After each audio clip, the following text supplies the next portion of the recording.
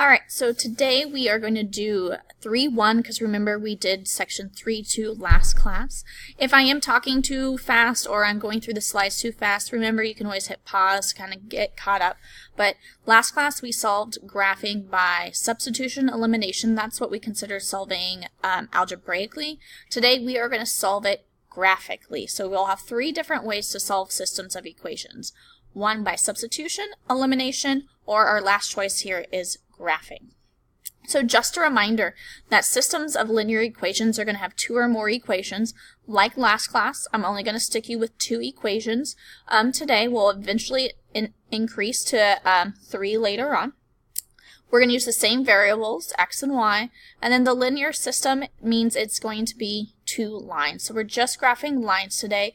Those v's we did last chapter are going to come back near the end of this chapter, but today we are just doing lines. And just a reminder, with our systems of equations, you are going to have a curly bracket there to denote that those together make a system. So we're just going to jump in and go straight into solving a line or a system graphically. So we learned two different ways to graph a line. One is to change it to slope-intercept form, which is that y equals mx plus b. The second method is to find the intercepts, which is plugging in the zeros and plotting the x and y intercepts. I don't care which method you use to graph a line. We've learned both, so pick the method that works best for you. I'm going to do both methods on this example and to kind of as a nice little review, and you just pick which one you like better. So the first one we learned was to take an equation, and you did this probably in Algebra 1, and we just changed it to slope-intercept form. So that first equation, I'm going to subtract x, which gives me 3y equals negative x plus 2. Solve for y, we're dividing everything by 3, so that becomes y equals negative 1/3 x plus 2/3.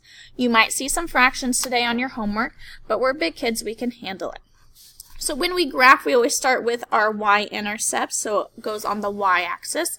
Our y-intercept in this case is 2/3, so we are going to plot our point at 2/3 and just estimate it the best you can. And then our slope is negative 1/3. That means we go down 1 and then to the right 3. So I'm going to go down 1 to the right 3. Down 1, right 3.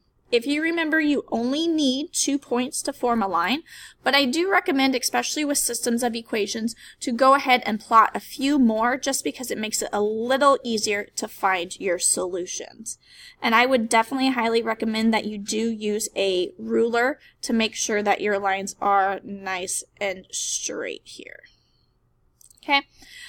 That's solving by using slope-intercept form. The other way we learn to graph is to intercept method. So I'm going to go ahead and graph that second one using the intercept method, meaning we take the equation and plug in zeros for x and y one at a time.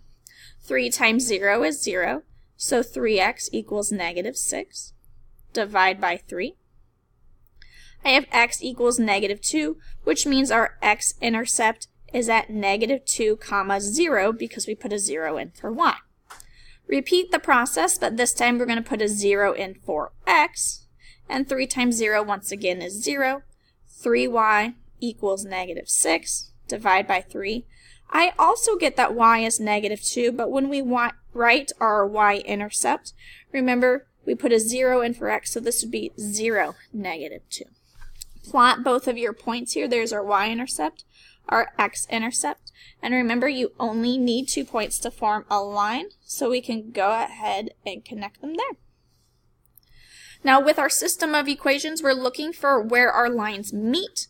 They meet right here, and so my expectation is not only on your homework are you going to show your graphs, but you're also going to show their point of intersection. So that point of intersection is a negative 4, 2. So that is the solution. So I need both the graph and the ordered pair on your homework. We're going to go ahead and move on to our next example. It is the exact same type of example here, so given 2 lines, if they're not in slope-intercept form, you either need to change it to slope-intercept form or go ahead and do the intercept method. So using slope-intercept form, I'm going to take that first equation here, and I'm going to subtract 3x from both sides. Y equals negative 3x plus 2. we can go ahead and graph that. Our y-intercept is 2, and our slope is -3, meaning we're going down 3, right 1. So there are our points. Let's go ahead and connect them into our graph here. There we go. Oops, I still want that blue. All right, let's go ahead and do the second one. I'm going to go ahead and change this one also to slope-intercept form. The only reason I'm doing that is because I believe that's the method that most of you prefer. If you like the intercept method, which is my favorite, continue using that method. You'll end up with the same answer. Here I'm going to subtract 6x from both sides. 2y equals -6x plus 4. Divide by 2. I get y equals -3x plus 2, and we'll graph that one too. So y-intercept is 2, slope is -3, so going down 3 over 1. And if you notice, I am hitting points all along the same line. So remember, our solutions are where our lines touch. Because these are the exact same equation or the exact same line, they touch an infinite amount of places, so you also need to write infinitely many, because there are infinitely many solutions. And last class, remember I told you you could abbreviate it with the infinity sign, which is a sideways 8. So to revisit this chart we learned last class, we're going to talk about it now graphically. So graphically, we could get intersecting lines. Intersecting lines, when they intersect, you're going to have one solution, and your solution will be an ordered pair. And remember, ordered pairs go x, comma, y. And remember, you already have this in your notes, so you can go ahead and flip and just finish filling it out. The type of system is what we call independent. The other type we might have is coinciding lines, and really what that means is you're going to have two lines that lie on top of each other, just like that last example.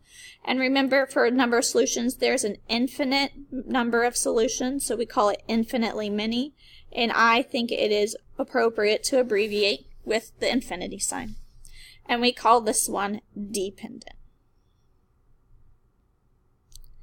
And last but not least, you did not see this one today, but I figured you will know how to come across, or how to answer this when you come across this on your homework. But when you have parallel lines never touch, so there is no solution here. And so if you get this on your homework, I want to see the graph of parallel lines, and you also need to write no solution. And we call this one inconsistent. And I'm not going to fill out the algebraic solution because that's what we did last class. So hopefully you already have that filled out. So the last part of your homework is going to be classifying systems without graphing. To do that, we're going to take each problem and we're going to look at the equations. Now, when they're in standard form, like most of them are here, it's hard to tell what they're going to look like. So I recommend taking every equation and changing it to slope-intercept form. So I'm going to subtract the 3x here. And I get y equals, my computer's loading here, so give me a second.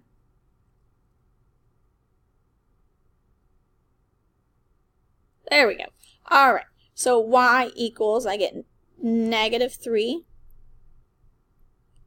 plus 5. Going to our next one, that's the 15x plus 5y equals 2. I'm going to subtract 15x this time. So 5y equals -15x plus 2. Divide everything by 5. I get y equals -3x plus 2/5. Now if you look at this, these have the same slope but different y-intercepts, which means these are parallel lines. So to classify parallel lines, we call these inconsistent. So we would write inconsistent here. With our next one, this is really nice because the first one's already been done for us. We just need to fix that second one here, which is -4x plus 2y equals 6. Add 4x. So 2y equals 4x plus 6. Divide by 2. Y equals 2x plus 3. If you compare these two equations, they have the same slope, but this time they also have the same y-intercept. So they are the exact same equation, meaning that these are coinciding lines, and we classify this as dependent.